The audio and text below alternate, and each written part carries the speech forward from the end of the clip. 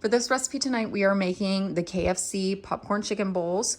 So you're going to need potatoes, some popcorn chicken, some corn. I am using the frozen bag corn. You can use canned corn if you want to, some gravy, brown gravy, and then Colby Jack cheese. I would consider this a budget-friendly meal. And then as far as seasonings go, however you season your potatoes, just season them that way. I'm probably going to add a little bit of sugar to my corn. I'm pretty sure they use sweet corn. So I'm just going to add a little bit to that. And then, of course, salt and pepper. So first, we're just going to get started by peeling, dicing, washing up our potatoes, getting them into a pan with some water and then salt, getting those put onto the stove.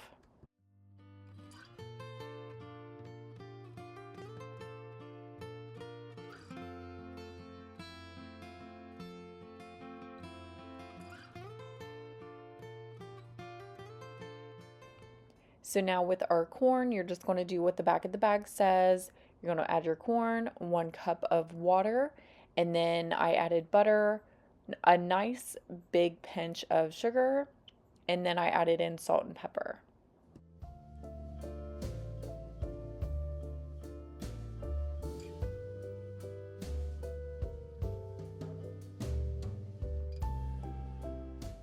Now for our gravy, it's obviously just in a jar, so I'm just going to put it in my saucepan here and get it warmed up on the stove.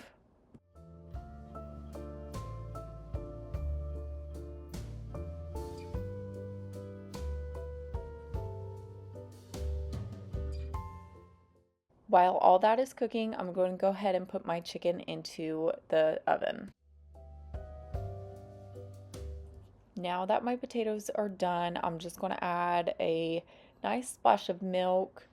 I'm going to add in onion powder and garlic powder. I always add these to my mashed potatoes. And then I added in some mixed up salt as well. I absolutely love this salt. If you guys have not tried it, you need to. And then I add a generous amount of sour cream as well. And then I'm going to get this all mixed up.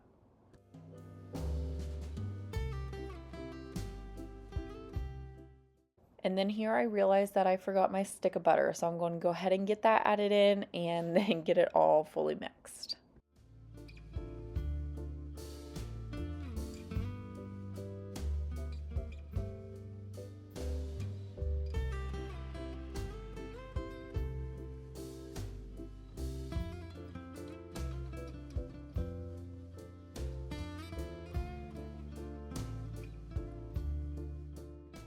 Now it's time to make our bowl. So first I'm going to lay down some mashed potatoes, and then I'm going to lay down my chicken balls here. I did about 8 of them, my corn, gravy, and then cheese.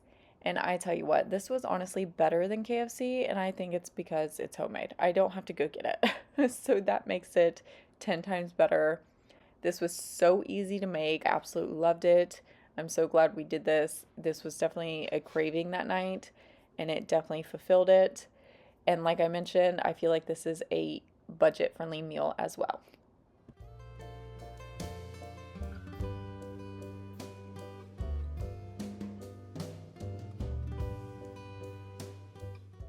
Okay, so tonight we are making a little sweet treat, and we are going to make some fudge. So you're going to need some chocolate chips, salt, vanilla, 1 can of condensed milk, and then I am adding in some Oreos to make an Oreo fudge. So I have about 7 Oreos in my bag here, and I'm just going to have my little helper get them all smashed up, and then we're going to move on to making the fudge.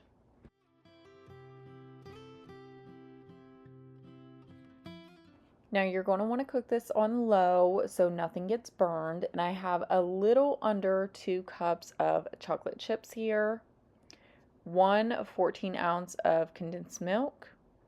Then we're going to do a 1/2 teaspoon of salt and 1.5 teaspoons of vanilla extract. And then you're just going to mix this as well as you can as it is cooking. You do not want to leave this and do something else. You want to constantly stir this just so nothing gets burned.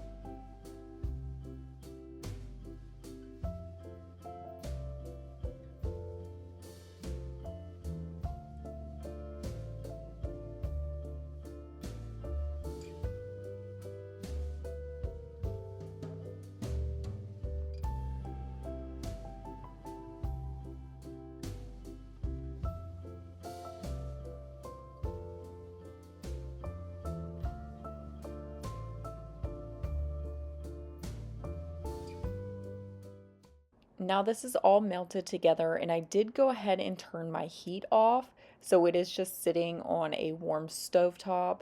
But now we're going to go ahead and add in our Oreo pieces.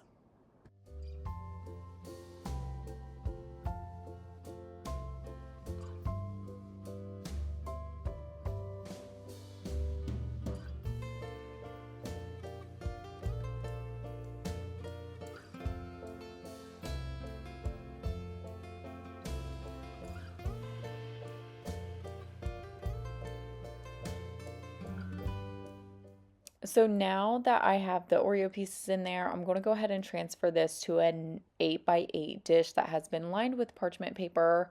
I feel like if I had one of those silicone molds, it would have been a lot easier to spread out.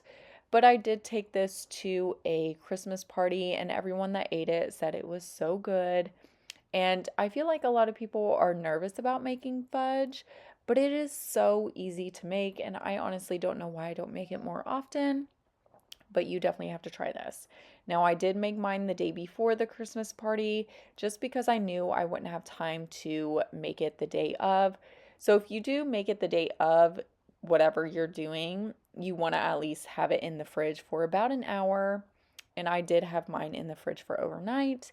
And now I'm just going to go ahead and get it cut up into bite-size-ish pieces. And then we're going out the door. And I totally forgot to get a clip of actually seeing all of it. So you do see the few pieces that I do have left, which is not many, but this was so, so good.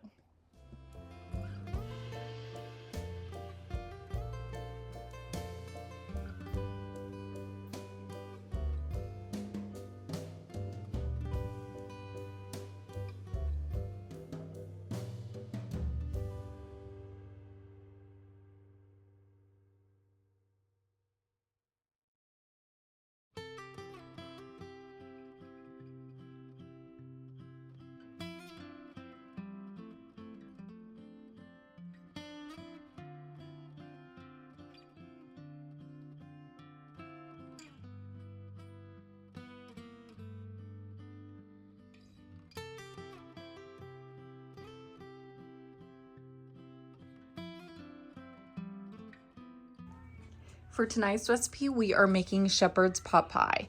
So for this, you are going to need 2 cans of your biscuits.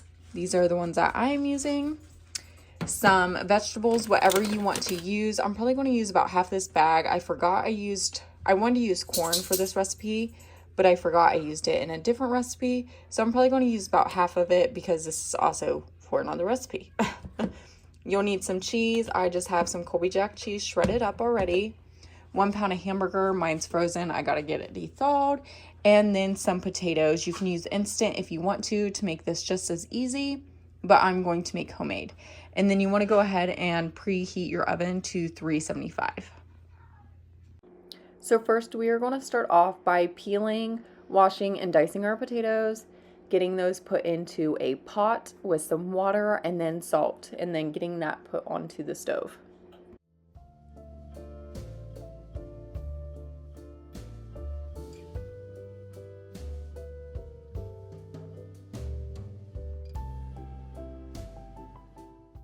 Now that we have the potatoes on the stove and we are moved on to our hamburger here, I'm just going to add a few dashes of Worcestershire sauce, some minced onions. You can use an actual cut up onion if you wanted to. I just didn't feel like messing with it, even though I have them frozen in the freezer.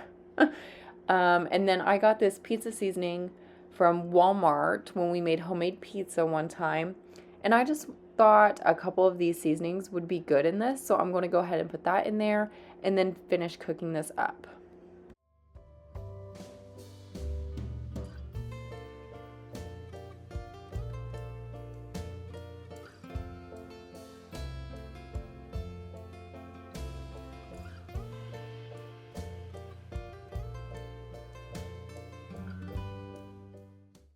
Now for my vegetables, I just added some water. I added more than half the bag in this. I didn't mean to. And then of course I added way too much water into it. But then I'm just going to add some of the seasoning salt into it and then start boiling that on the stove as well. Now with my hamburger, I like to take a paper towel here and then get up as much as the grease as I can out of the pan, and then obviously just discard the paper towel.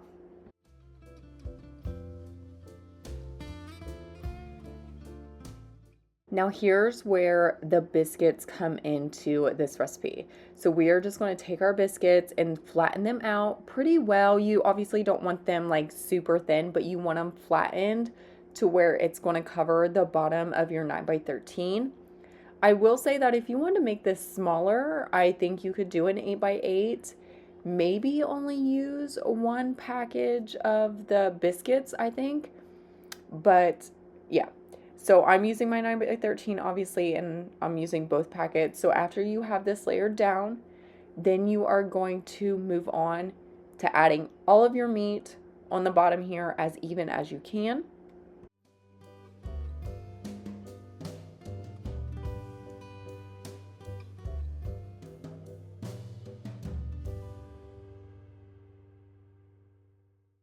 Now we are going to layer on our potatoes here. My potatoes did turn out a little more soupier than I wanted to, but that's okay.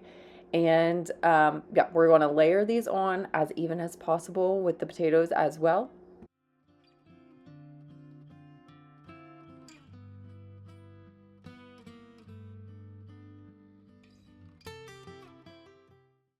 Now we are going to add our cheese on top of the potatoes, and of course, like I've mentioned, this is all layering. And then on top of the cheese, we are going to add our vegetables. If you want to use more vegetables to where it completely covers the top, you can do that. Mine obviously did not, but I honestly think it was the perfect ratio with everything else for our family.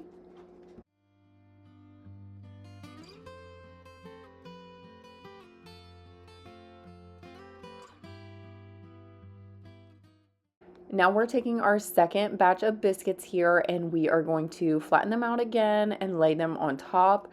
I kind of feel like you could use homemade biscuits if you wanted to, because I actually thought about it after, well, while I was eating, that I should have just made my homemade biscuits on top, but this was just so much easier using already pre-made ones. So yeah, you're just going to layer these on top, and then you are going to bake this in the oven for about 20 to 30 minutes until your biscuits are nice golden brown on top. And then what I ended up doing was melting some butter, putting some garlic powder and Italian seasoning in there, and just lathering it all on top of the biscuits. This was so good. We had it as leftovers the next day for dinner, and it was even better. I do recommend all of these recipes, of course. They are all so good. That's why I love sharing them with you guys. But that is going to be it for today's video. If you try any of these recipes, let me know down in the comments below. Make sure you give this video a thumbs up if you enjoyed it. Don't forget to subscribe. I post cooking videos on Friday and cleaning videos on Sunday. I hope to see you guys in the next one.